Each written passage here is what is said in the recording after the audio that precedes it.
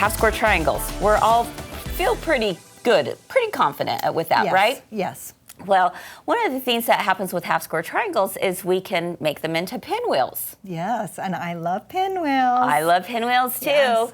but how about a double pinwheel? And that's even double the fun. Yes, exactly, exactly. A double pinwheel block is what we're making today, my friends, and you definitely want to pay close attention because, you know, if you want to make it a few times, you're going to have all the parts to a quilt that's coming up on Wednesday. Oh, I cannot wait. I think you are going to love it. Oh yes, I think so too. I'm really excited about it. And even if you don't do it in that project, this is a great technique that you can use for any size block and you can use for any kind of project as well. Well, so, you could just do a whole bunch of them and put it in a quilt. It would be darling. Wouldn't it be darling? Yes, it's a pinwheel inside of a pinwheel. We have our big pinwheel, but then we have a smaller pinwheel inside. It's kind of a fun one, isn't it? Yes. The method that I'm going to teach everyone is something that you don't see very often, and it is a strip piecing method. And the reason why I chose this method was because there's a ton of tutorials out there on how to do this with taking a square and cutting it in half on the diagonal and cutting it in half again on the diagonal, which works, but when you're doing that, you're working with some very stretchy seams because of the bias, right? Right. When you do it with the strip method, you do not have to worry about those bias seams. So let's take a look at what I'm referring to.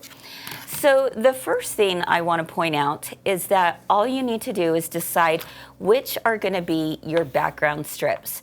And on this one in particular, I chose this light aqua and a white background, basically. Now, there's not a ton of contrast in here, but there's enough that you definitely will see the pinwheel come through on it.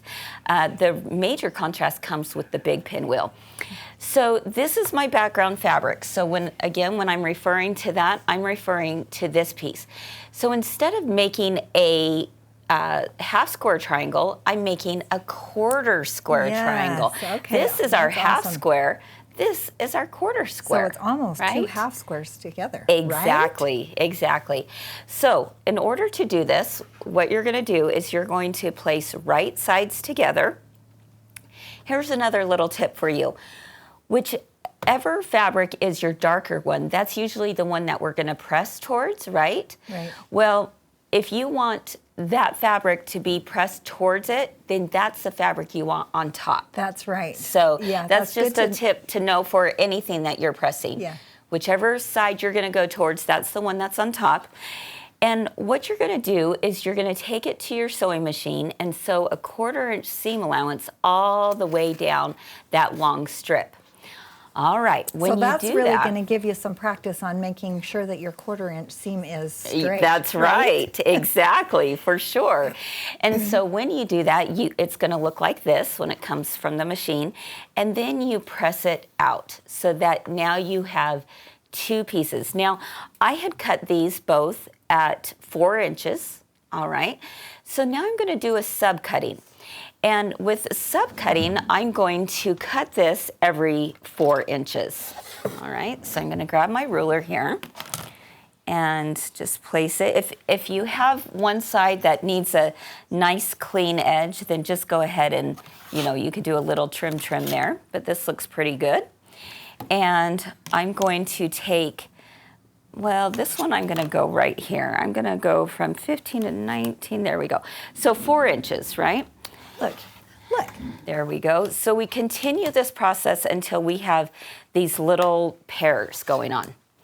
Once the pairs are done, we will then turn it so that we create a checkerboard, one right after the other.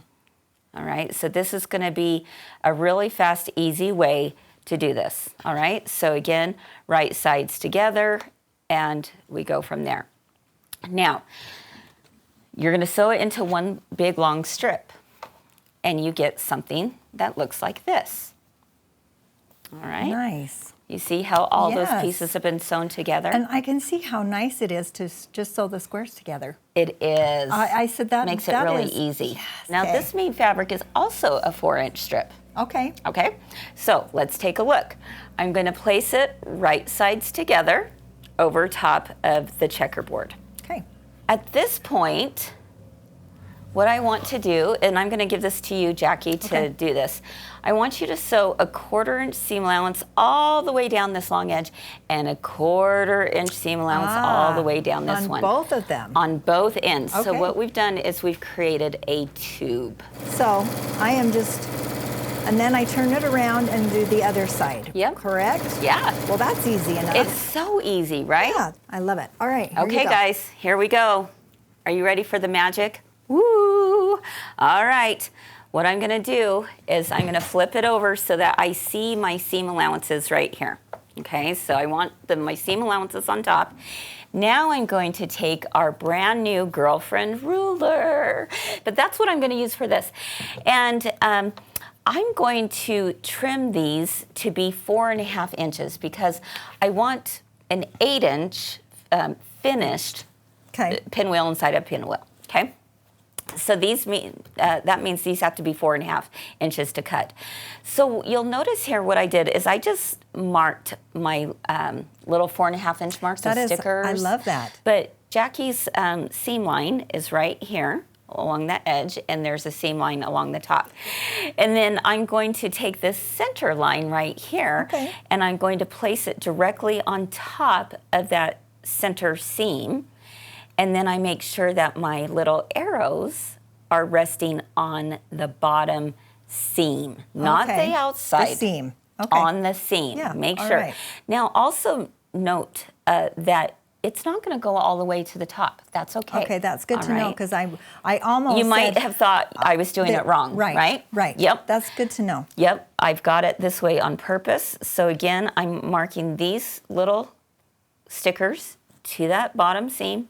This center seam is going on the center diagonal.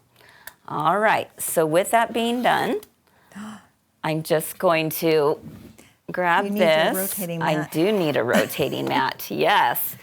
And there we have it. Are you guys ready for the unveiling? Dun, da, da, da. Oh, I love this. Oh my goodness. Okay. Look how cute that is. Oh my gosh. And there's no bias edges we have to play with. How fun is that? I'm speechless. Okay, are I'm you like, speechless? I'm like, I'm watching all this unfold, and I'm like, Uh-huh. okay, that is really awesome. I love Okay, that. That's now- a great technique. Here's the other thing I want you to remember. If I were to just go back and forth with the ruler, what would happen would be this. These two would be in different spots. Right. So, which is fine if you're going to be doing multiple blocks and they're not all the same. But I want all of my blocks. You wouldn't have the pinwheel.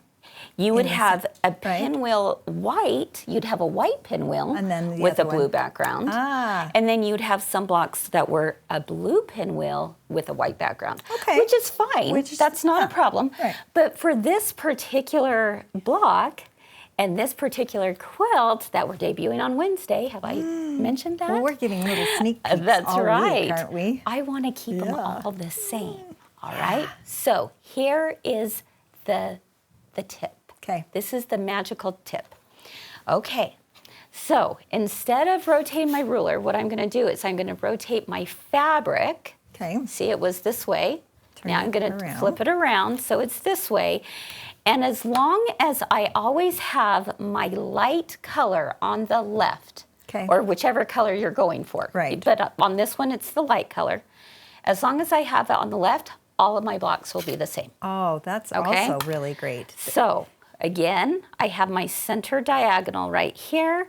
I'm going to place my little stickers right here on the bottom seam. Just scooch that over. There we go. Just like that. You have a little bit of waste, Jackie. Okay. But no, it's not a ton. No. I would much rather have that and have them be perfectly square than have to Right. deal with that. Okay, let's take another look. Ta-da! Oh, There we go, you guys. Oh I my love gosh. that. Let's do it one more time because that was so much fun. Okay. I flipped it over to the other side. My Left. left. Right. The light is on my left. Correct? Correct. Correct. You're like left, right. Left. Yes, I know. Correct. Yeah, there you go. Yes. I do So that it's all the on time. your light background is on Yeah. the left. Yep. And I have my arrows on my seam. I have my center diagonal on the vertical seam there. And again, if you had your rotating mat, that would be awesome. But here you go. Look at that. That is So great. when you put these together, it's like a puzzle, right? We're just going around like this. And there we go. And of course, we would press it, right? Mm-hmm. And there we go, folks. And then you just sew the 2 and 2 and then yeah, it's like the a 4 center. patch, and there you go. So there you have it. Now again, that traditional method is you have to cut all those squares, and then you have to cut them in quarters and in half square triangles, and then you're dealing with bias. And I love one wants this to do that, technique. so. This is great. Well, if you are going, oh my gosh, I hope that I remember how to do this, guess what? We've got you covered. We've got you covered, my friends. We have a free downloadable technique sheet for you, and share it with your quilt guild.